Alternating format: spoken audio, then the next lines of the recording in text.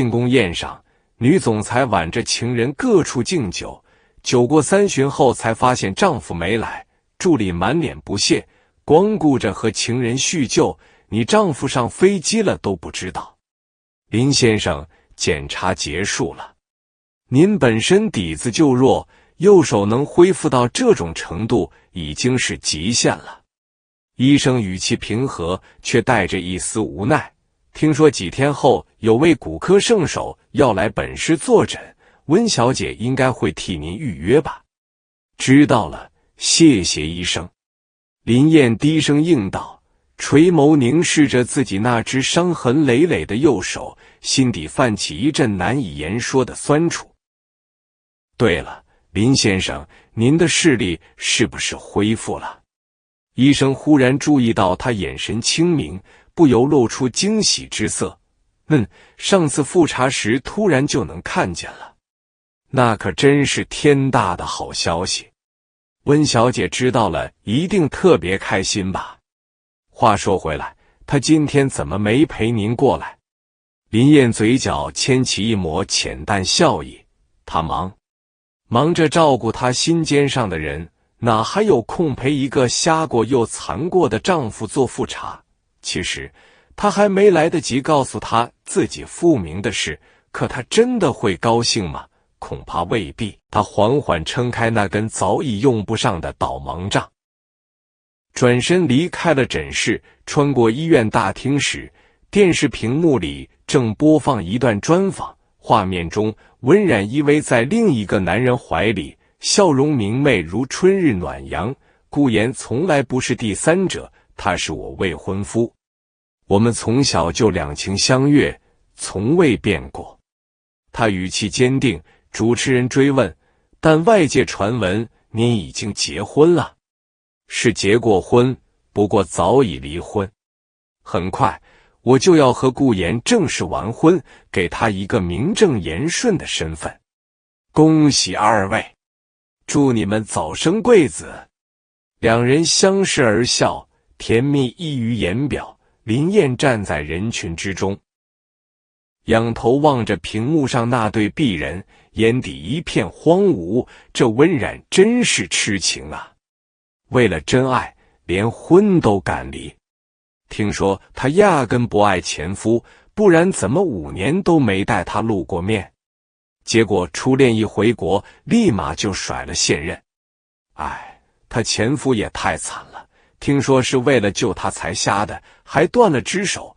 顾言在国外是不是被人打断了胳膊？就算真废了又怎样？真爱一个人怎么会嫌弃？你看温冉看他的眼神，那才是真心实意。我要是他前夫，早就识趣走人了。一句句议论如针扎进耳膜，刺得他胸口发闷。电视上刺目的画面，周围人的窃语，像无数把刀将他割得体无完肤。他站在原地，眼眶一点点泛红。就在几天前，温冉把同样负伤的顾言接回了家。那人因在国外惹祸，手臂险些报废，回国才第5天，就有狗仔拍到他们亲密同行的照片。为护住顾言名声，温冉干脆在媒体面前公开宣称顾言是她的未婚夫，而她早已与前夫离婚。可谁还记得林燕的右手是她替她挡下失控车辆时碾碎的？她的双眼是在火场里为把她拖出来被浓烟灼瞎的。如今她却迫不及待地向全世界宣告，她已与他一刀两断。好，温冉15年深情，终究是他错付了。既然他想彻底斩断过往，那他便成全他。林燕如游魂般回到别墅，刚踏进门，原本围坐闲聊的佣人们瞬间噤声：“别说了，少爷回来了，快关电视！”造孽哦，还好少爷看不见，不然得多心碎啊！少爷，您回来了。一位老佣人赶紧上前搀扶，他没有回应，只是怔怔地站在客厅中央，目光落在刚刚熄灭的电视屏幕上，久久不动。没人知道，他的眼睛早在几天前就重见光明了。从10岁那年起，林燕就把温冉刻进了骨血里，可他心里始终只装得下顾炎一人。5年前，顾炎随家人移居海外，温冉整日借酒消愁。某夜归家途中，险些被车撞飞，是林燕奋不顾身扑过去将他推开。他毫发无损，他却双目失明，右手粉碎性骨折。后来林家父母强逼温冉嫁给他，燕儿喜欢你15年，如今为你瞎了眼断了手，你不嫁他，天理难容。温家也是呀，你不嫁林燕，就别再踏进温家大门一步。最终他妥协了。婚后起初，他对他冷淡疏离，连话都懒得说。可渐渐的，他开始在他生日时准备小蛋糕，在冬至煮一碗热汤圆，甚至偶尔会在深夜与他促膝长谈。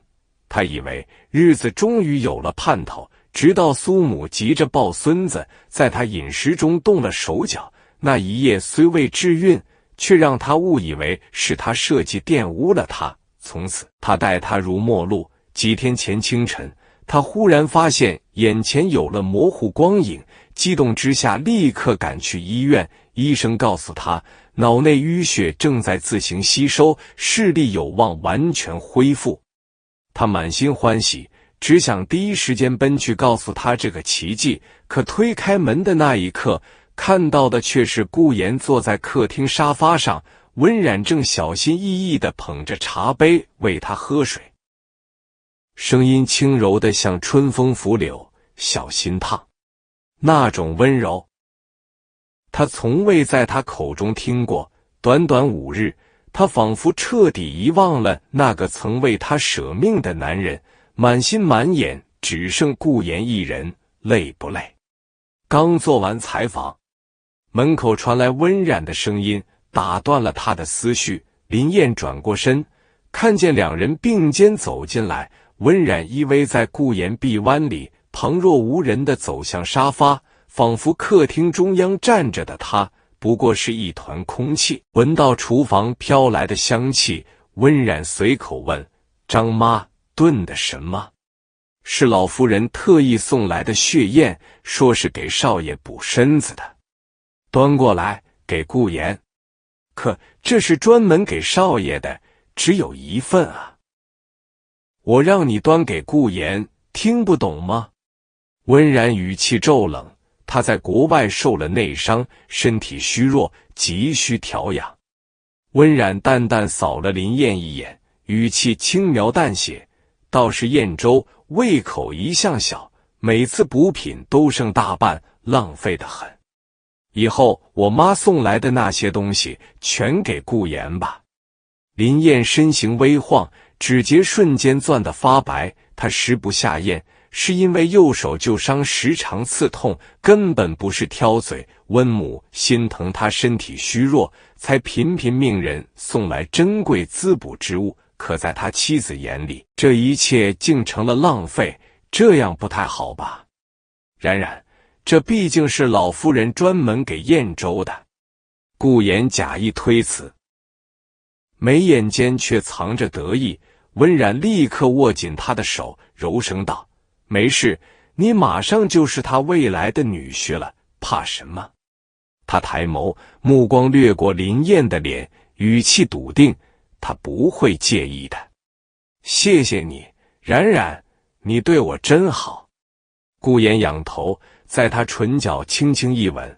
他们以为林燕看不见，可他看得一清二楚，连他睫毛颤动的弧度都未错过。“是啊，我不介意，顾先生请便。”林燕收回视线，转身朝楼梯走去。刚踏上几级台阶，身后便传来顾炎压低的声音：“那你打算什么时候跟林燕提离婚的事？”“很快。”温冉答得干脆，“你放心，我会让他签下离婚协议。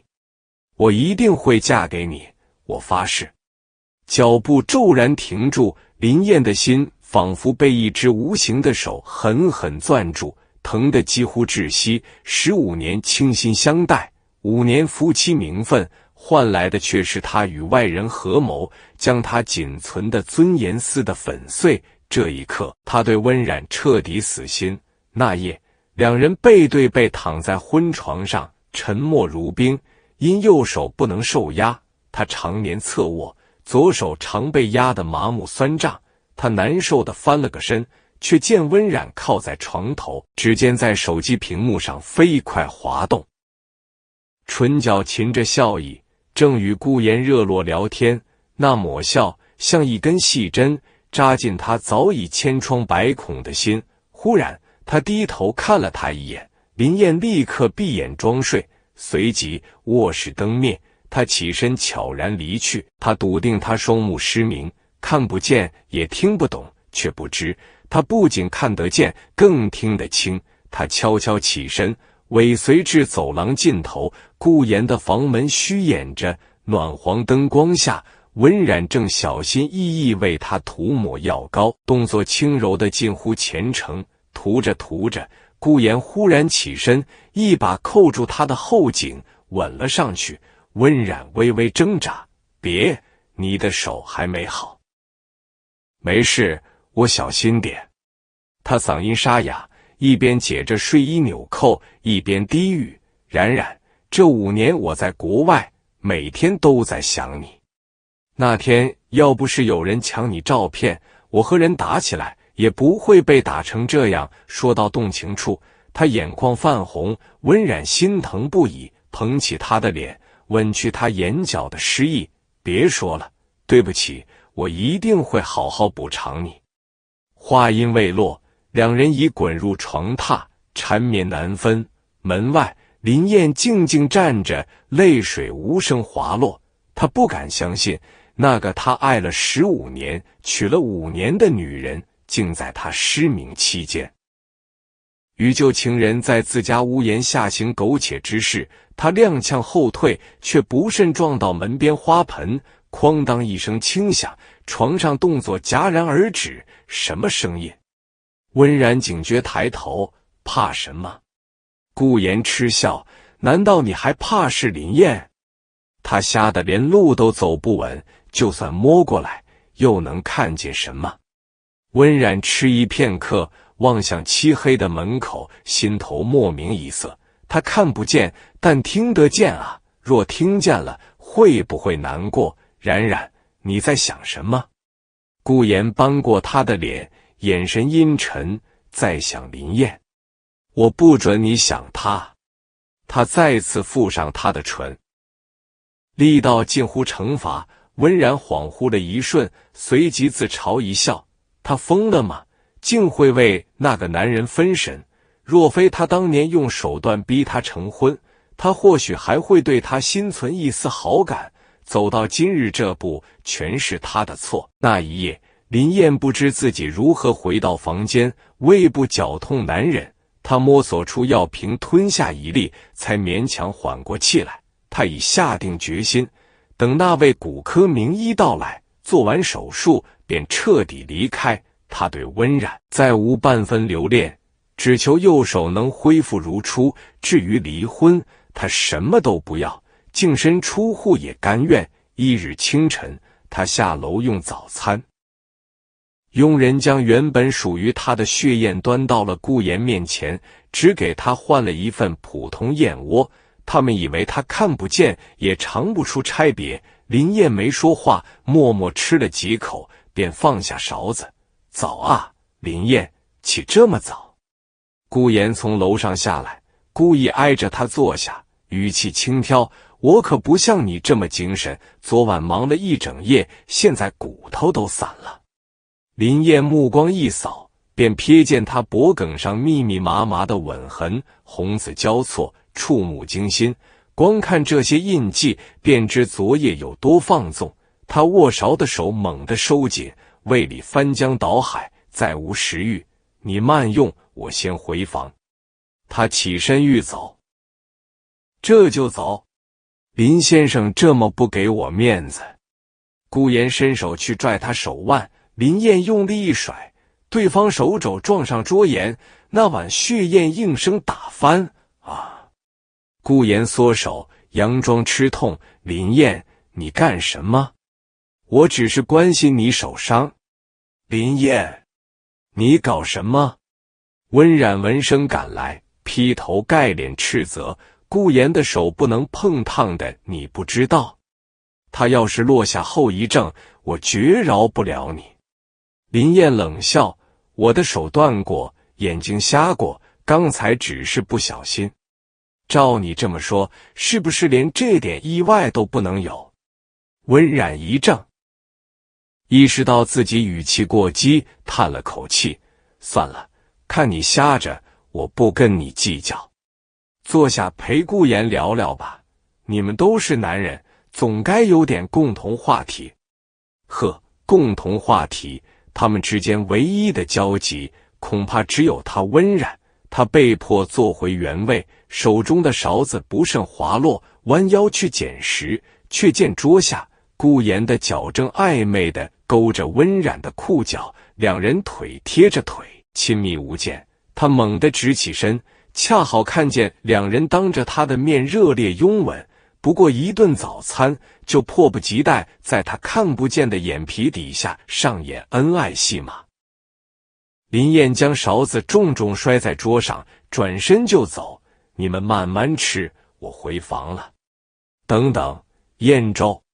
温冉终于开口，语气平静，却带着不容拒绝。有份文件需要你签个字。他将一叠纸放在他面前，塞来一支笔。林燕低头，纸上赫然印着5个大字：离婚协议书。心口如坠巨石，他指尖冰凉，却在心底冷笑。原来他连一天都不愿多等。哦，你之前救过我，我妈说要送你一套房子当谢礼，这是赠与合同，签个字就行。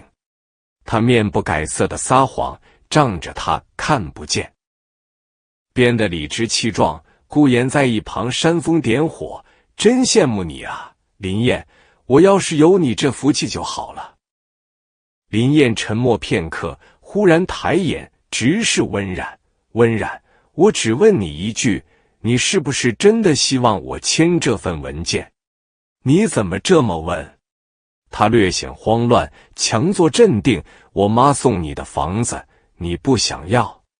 他没察觉林燕的眼神已冷如寒潭，他心头一紧，下意识伸手在他眼前晃了晃，见他毫无反应，才松了口气，暗自庆幸他果然还是看不见。好，既然你希望我签字，那我成全你。林燕语气平静，甚至没多看一眼，便在他指定的位置利落地签下名字，笔尖刚落，温冉的手机就响了。他大概猜到是母亲打来的，毕竟电视上的声明早已传遍全城。为防林燕听见，他快步走到阳台接起电话。妈，怎么了？冉冉，你在电视上说的都是真的？真要跟燕州离婚，转头嫁给顾言？你是不是疯了？燕州为你瞎了眼，断了手，你忘了吗？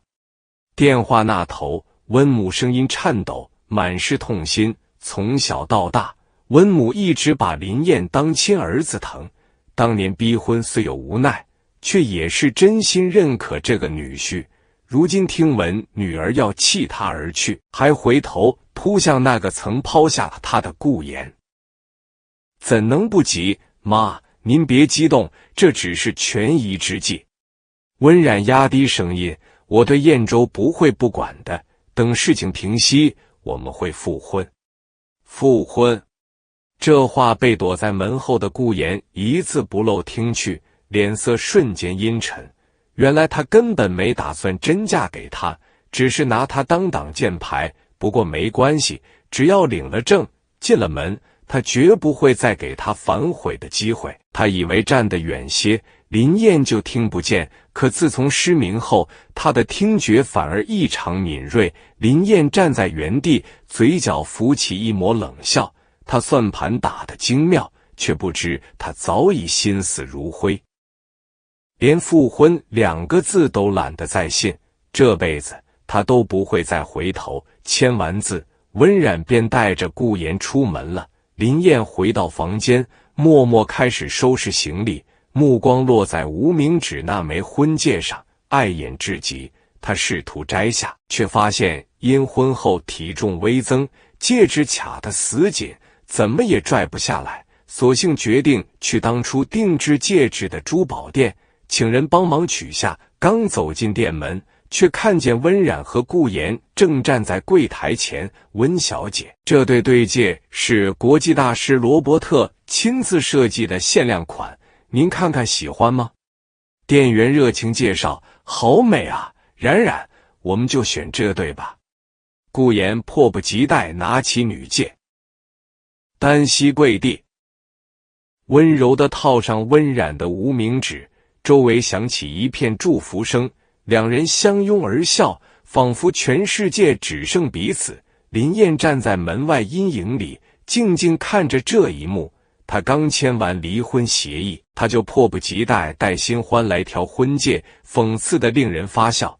她低头看了看自己手上那枚素圈戒指，那是温母当年亲手调的，婚礼本非温冉所愿，她连戒指都不愿选，婚纱照也只敷衍拍了几张。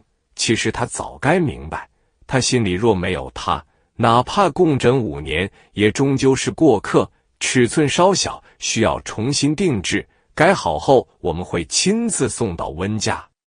店员道：麻烦你们了。温冉笑着挽住顾言的手臂离开，直到他们走远，林燕才走进店里。林先生，店员认出他，神色顿时复杂。您怎么来了？帮我把这枚戒指取下来。他伸出手，语气淡漠。店员迟疑：您不要了。刚才你也看到了，我妻子带着别的男人来挑婚戒，既然她要嫁别人，这枚戒指自然该摘了。林先生，您能看见了？店员惊讶，5年前温母带他来时，他双眼已盲，如今眼神却清明锐利。林燕点头。取吧。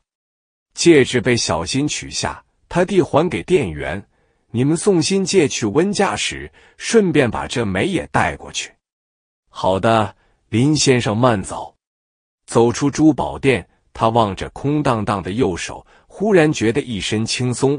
天光正好，他漫无目的地在街上游荡，从午后走到夜幕低垂，整整1天。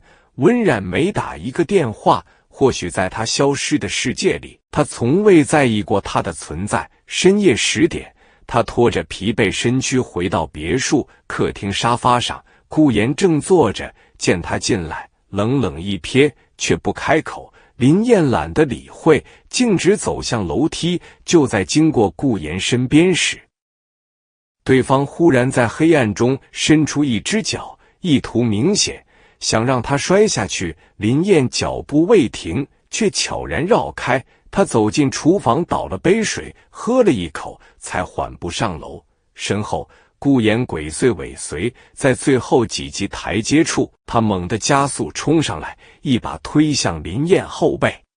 林燕早有防备，侧身闪避，但顾言竟顺势抓住他衣角，两人一同滚落楼梯。身体重重撞击地面，林燕只觉右手剧痛钻心，后脑更是一阵温热涌出。他伸手一摸，满掌猩红，心头骤然恐慌。这只手是他熬过5年康复训练才换回的一线希望。顾言也在地上哀嚎：林燕，你嫉妒我就算了，为什么要推我？顾言，温冉的声音从门口传来。林燕强忍剧痛，朝他方向伸出手：冉冉，救我，我的右手。可下一秒，温冉已冲到顾言身边，将他紧紧扶起。别怕，我马上送你去医院。他声音颤抖，满是心疼。冉冉，我头好痛，流了好多血。顾言虚弱呻吟，声音却中气十足。林燕用尽力气拉住他裤脚，声音几近哀求：“求你先救我，我的手不能废。看看你干的好事。”温然猛地甩开他，眼中满是失望与愤怒。我以为你真的能容下顾言，没想到你竟想害死他。他在国外受了多少苦，你知道吗？他要是有个三长两短，我绝不会放过你。不是我推他，是他自己摔下来的，还把我拽下去了。林燕艰难辩解：“冉冉，我求你送我去医院，活该。”他冷冷丢下一句：“就算右手废了，也是你自找的。”话音未落，他已扶着顾言快步离去。黑暗中，林燕望着他决绝的背影，闭上眼，泪水无声滑落，全身剧痛，双腿几乎无法动弹。他咬牙爬醒，一寸寸挪向佣人房。“救命！张妈，救我！”终于抵达门前，他再也撑不住，晕倒在血泊之中。佣人开门时，被眼前景象吓得腿软。林燕浑身是血，昏迷在地。而从楼梯到走廊，一道长长的血痕蜿蜒延伸，触目惊心。佣人张妈吓得手抖，立刻拨通温冉的电话：“小姐，姑爷他的事别再告诉我。”温冉声音冰冷，毫不留情：“除非他死了，否则我不想听到任何关于他的消息。”话音未落，电话已被挂断。张妈急得团团转，眼泪直掉，赶紧拨打了120。与此同时，医院急诊大厅里，温冉正扶着顾言狂奔而入。“医生，快救人！”他声音嘶哑，满脸焦急。“别慌，先送进急救室。”医护人员迅速接手。顾言被推进去后，温冉在门外来回踱步，坐立难安。半小时后，林燕也被张妈用出租车紧急送来。医生一检查，脸色骤变，脑震荡，颅内出血，右手神经严重损伤，情况危急，必须立刻手术。5小时后，顾言率先被推出手术室。幸运的是，他虽从楼梯滚落，却未伤及要害，只是原本受伤的右手需长期休养。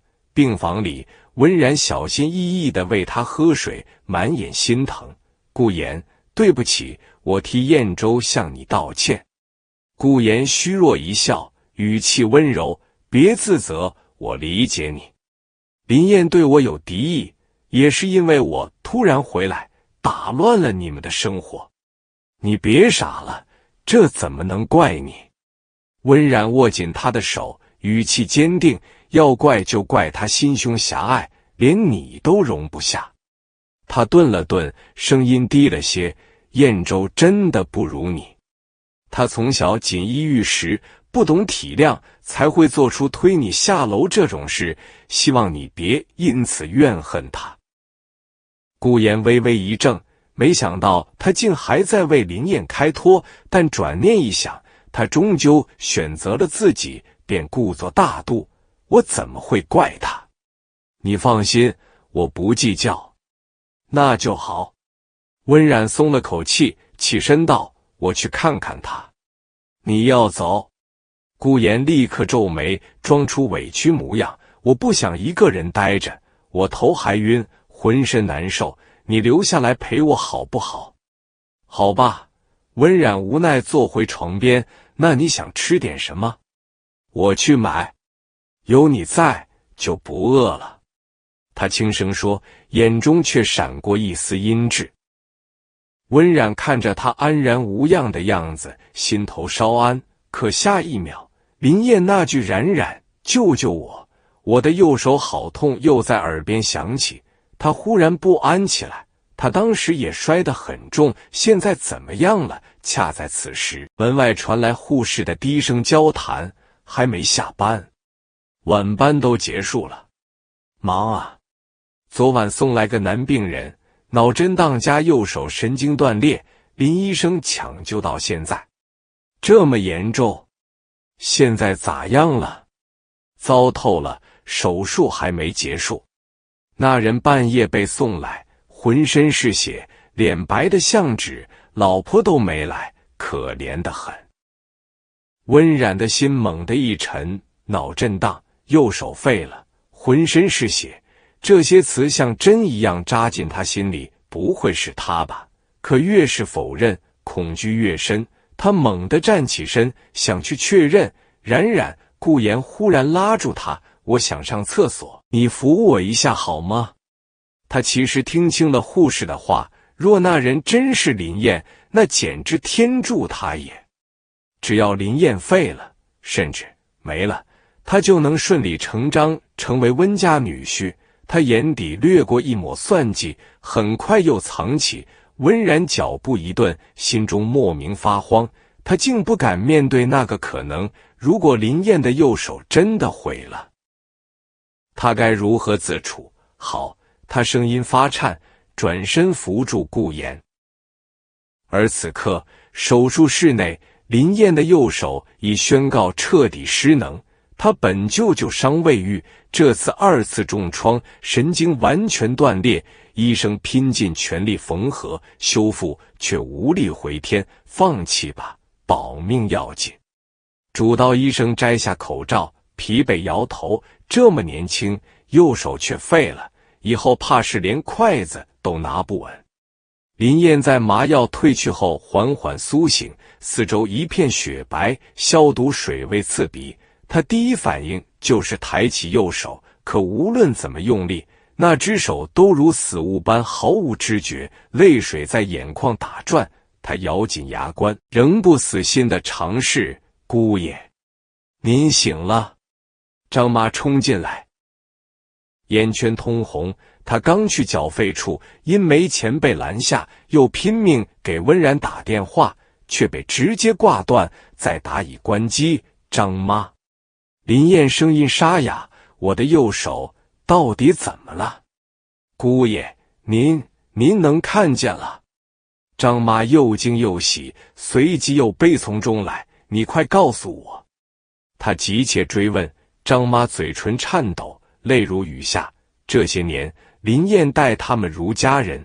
她失明后每次复诊都是她陪着。他做康复训练时，疼得整夜睡不着，也从不抱怨。眼看右手就要恢复，骨科名医也快来了，可如今一切成空。姑爷，他哽咽着，终于说出真相。医生说右手神经全断了，送来的太晚，彻底废了，以后再也好不了了。你在胡说什么？林燕惨笑。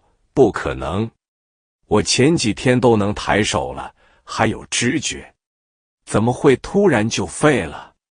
要是早点送来，或许还有救。我不信。他猛地掀开被子，挣扎着下床，后脑剧痛袭来，他踉跄几步，重重摔倒在地。姑爷，您别这样啊！张妈扑过去扶他，哭得不能自已，手没了就没了，命要紧啊！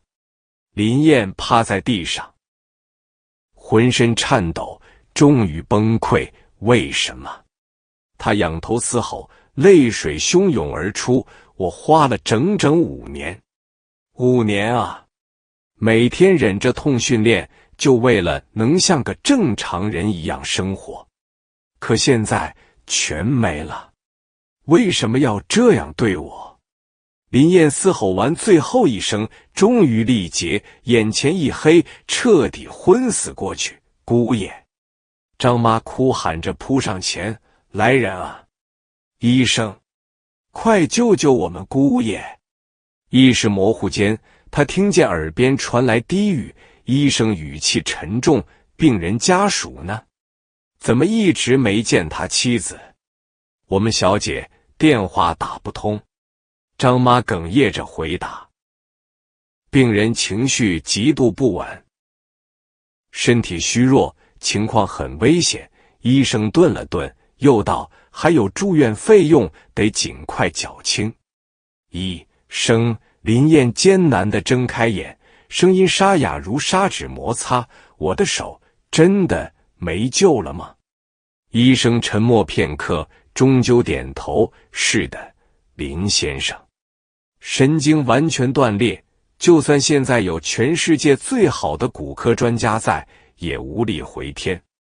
建议您接受现实，保重身体。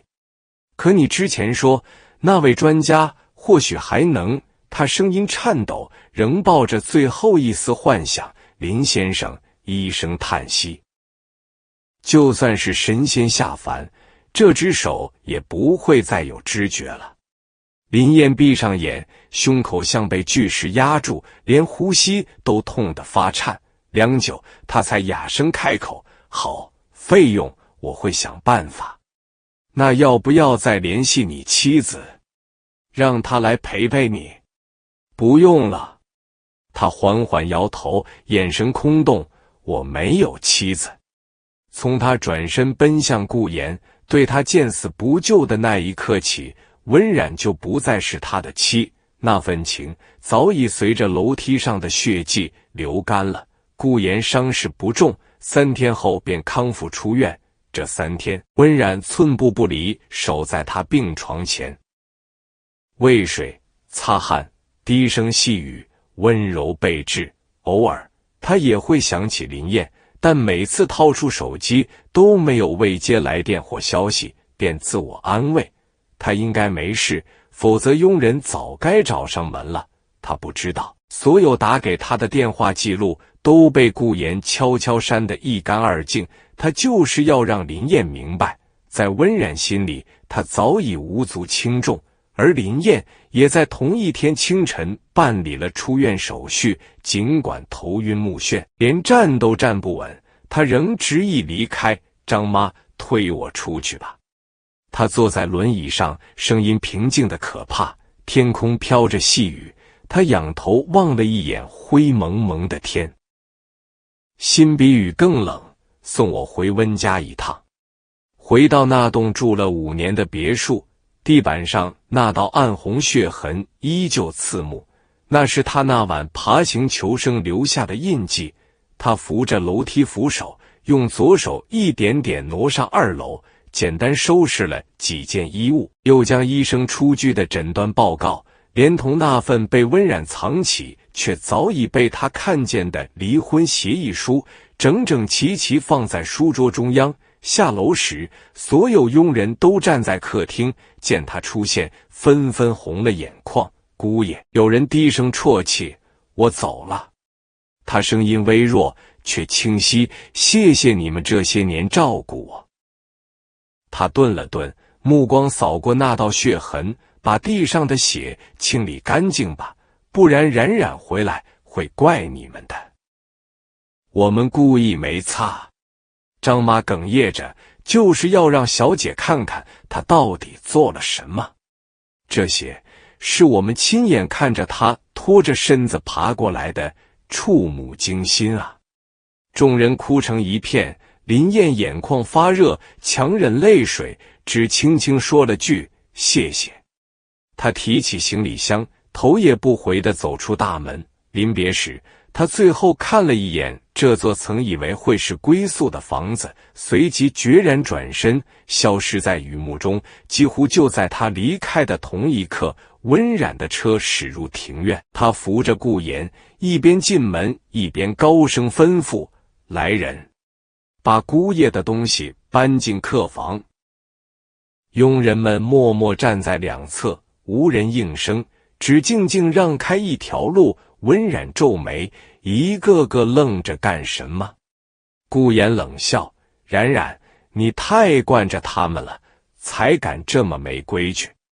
他没理会，径直走进客厅。下一秒，脚步骤停，那道从楼梯延伸到走廊的暗红血迹如刀般劈进他眼里。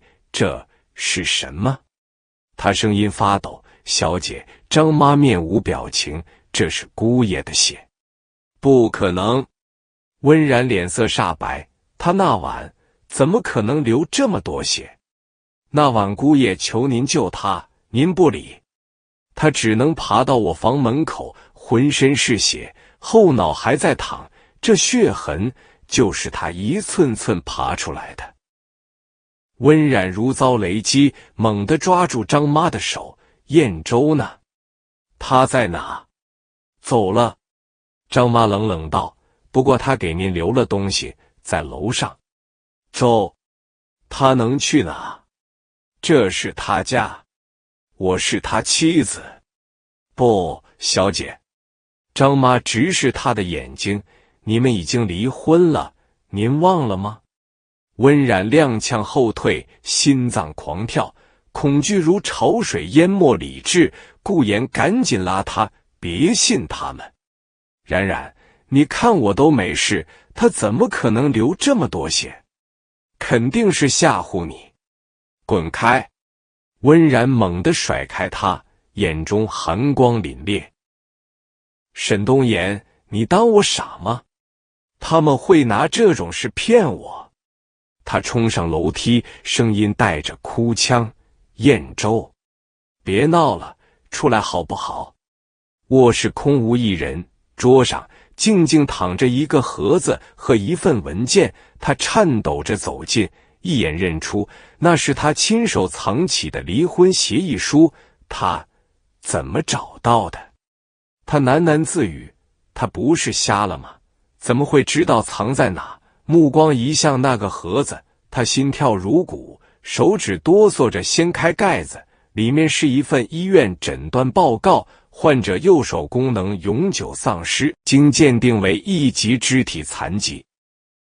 温冉脑中轰然炸响，双腿发软，几乎站不住。这不可能！他嘴唇发白，浑身发冷。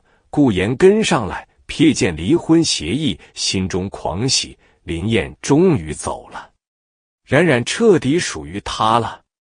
可当他看到那份残疾报告时，也愣住了。一级残疾，林燕的手真废了。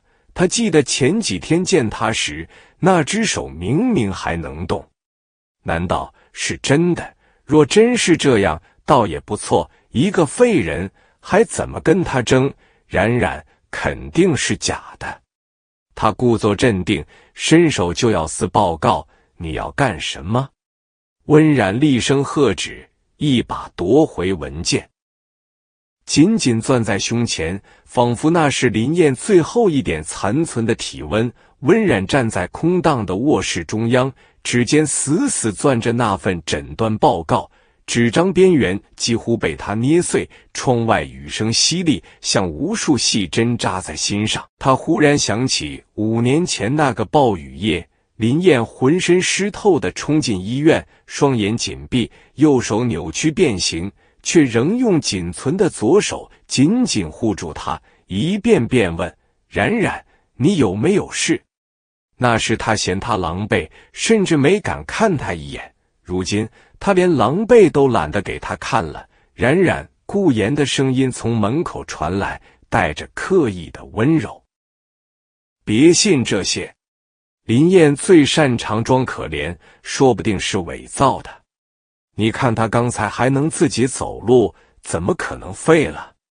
温冉猛地转身，眼神冷得像冰。沈东岩，你是不是早就知道？顾言一怔，随即抢笑，我怎么会知道？我也是刚看到。那你为什么删我手机里的未接来电？他声音颤抖，却字字如刀。为什么不让佣人告诉我他住院？为什么在他滚下楼梯时，你第一时间不是扶他，而是抓着他衣角往下拽？顾言脸色骤变，你在说什么？我全看见了。温冉一步步逼近，你以为我看不见？不，我看得很清楚。那天晚上，你故意绊他，又趁他不备推他。你恨他挡在我们之间，更恨他曾经救过我。所以你要毁了他，对不对？顾言眼中闪过一丝慌乱，但很快又恢复镇定。冉冉，你冷静点。我是为你好。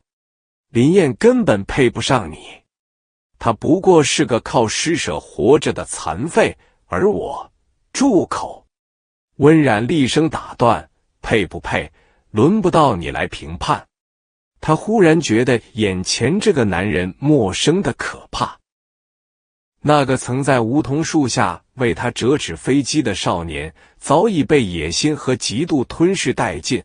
顾炎见他态度坚决，终于私下伪装，冷笑一声：“好啊，既然你这么在乎他，那你就去找他，看看他现在是什么样子，一个连饭都喂不到嘴里的废物，你还指望他给你幸福？”温冉没有回答，只是默默将诊断报告折好，放进外套内袋，仿佛那是他最后的护身符。张妈，他高声喊道。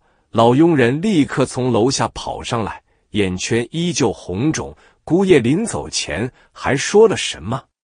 张妈犹豫片刻，低声说：“他说谢谢你们这些年照顾我，把地上的血擦干净吧，不然冉冉回来会怪你们的。”温冉的眼泪终于决堤，他明明痛到崩溃，却还在替他考虑佣人的处境。他明明被他伤得体无完肤，却仍不愿让他背负冷血的骂名。这份深情，他竟从未珍惜。他去哪了？他哽咽着问：“不知道，只说要离开这座城市。”温冉转身冲下楼，抓起车钥匙就要出门。冉冉，顾炎追出来，一把拉住他手腕：“你疯了吗？为了一个废人抛弃我？放手！”他冷冷道：“从今往后，你我再无瓜葛。你敢！”顾炎猛地将他按在墙上，眼中凶光毕露：“你以为林燕真那么无辜？当年你父母逼婚，是他默许的。他早就知道你喜欢我，却趁我出国时横插一脚。他就是个阴险小人。”温冉盯着他，忽然笑了：“是啊，他或许不够完美，但他从没骗过我。而你呢？在国外5年，换了多少任女友？那些照片我都看到了。你回国不过是因为家族生意垮了，需要温家撑腰罢了。”顾炎脸色铁青，还想辩解，却被他狠狠推开：“滚出我的家！他一字一顿，永远别再出现在我面前。”顾炎咬牙切齿地瞪了他一眼，最终摔门而去。温冉瘫坐在地上，望着客厅那道血痕，心如刀绞。他掏出手机，翻遍通讯录，却不知该打给谁。林燕的号码早已被他设为静音，5年来从未主动拨通过一次。此刻他颤抖着按下那个熟悉的数字：“您拨打的用户已关机。”他不死心，一遍遍重拨，直到电量耗尽。第二天清晨，他驱车前往林燕曾住过的康复中心。工作人员告诉他，林先生昨晚就退房了，没留下任何联系方式。他又去了他们第一次约会的咖啡馆，他常去的图书馆，甚至他们结婚登记处，所有与他有关的地方都空无一人。第3天，他在社交媒体上发了一条动态：“如果你看到这条消息，请回来，我错了。”评论区瞬间炸开锅，温冉后悔了，早干嘛去了？林燕要是真废了，他才不会回头。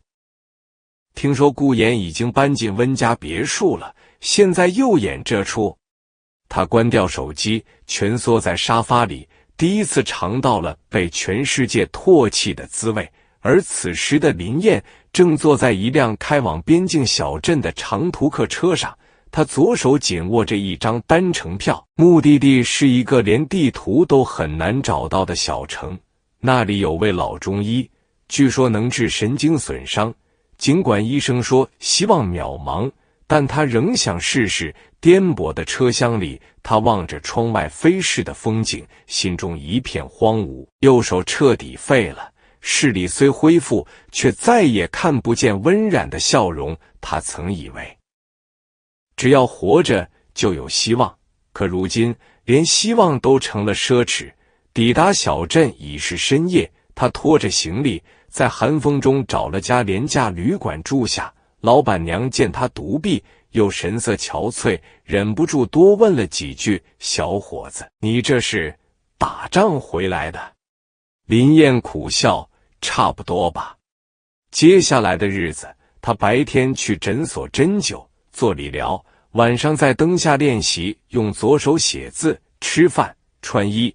起初连筷子都拿不稳，饭菜撒满桌。后来渐渐能夹起一颗花生米。他不再幻想右手恢复，只求能像个正常人一样活下去。1个月后，他在镇上一家修车铺找到工作。老板见他聪明勤快，虽右手不便，但左手异常灵活，便收留了他。日子清苦却平静。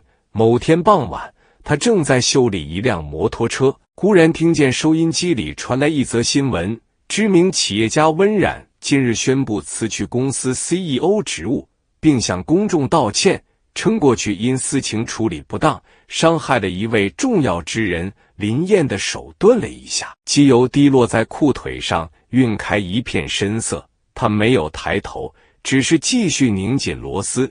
据悉，温冉已与未婚夫解除婚约，并开始寻找前夫林燕的下落。有知情人士透露，林燕先生在事故中右手重伤，目前下落不明。老板探头进来：“小林，这说的该不会是你吧？”林燕摇头：“同名而已。”他关掉收音机，走出店铺，仰头望向漫天繁星。原来他终于醒悟了，可太迟了。他的心早在那个血迹斑斑的夜晚，就跟着那只右手一起死了。3个月后，小镇迎来一场罕见的大雪。林燕裹着旧棉袄，踩着积雪去邮局寄信。他每月都会给张妈寄一张明信片，报个平安。回来的路上，他路过一家小书店，橱窗里摆着一本新书，《盲者之眼》，作者署名林燕。他愣住了。那是他失明期间写的随笔集，记录了黑暗中的所思所感。他曾随手投给出版社，却石沉大海。没想到竟真的出版了。他走进书店，翻开扉页，上面写着：“献给那个曾在我最黑暗时给我一盏灯的人，尽管他后来亲手熄灭了它。”店员见他驻足良久，笑着问：“先生喜欢这本书？作者可是个传奇人物，听说他双目失明5年，却凭记忆写出100万字手稿。最近有传言说他复明了，还找到了治愈右手的方法。”林燕合上书，轻声道：“故事而已。”他买下一本，走出书店。雪越下越大，他站在街角，忽然看见一辆黑色轿车缓缓停在路边，车门打开，温冉走了下来。他瘦了很多，脸色苍白，眼神却坚定如炬。两人隔着漫天飞雪对视，谁都没有说话。良久，温冉开口，声音沙哑：“我找你找了整整107天。”林燕垂眸：“找我做什么？看我怎么用左手吃饭，还是看我如何在一个破修车铺苟延残喘？我想带你回去。”他走近一步，那位骨科圣手来了。他说：“或许还有办法。”“不必了。”他转身欲走，我的手废了，心也死了。温冉，放过我，也放过你自己。林燕。他突然跪倒在雪地里，泪水混着雪花滑落。我知道你不信我，但我发誓，从今往后，我只看你一个人，只爱你一个人。如果你愿意，我们可以重新开始，哪怕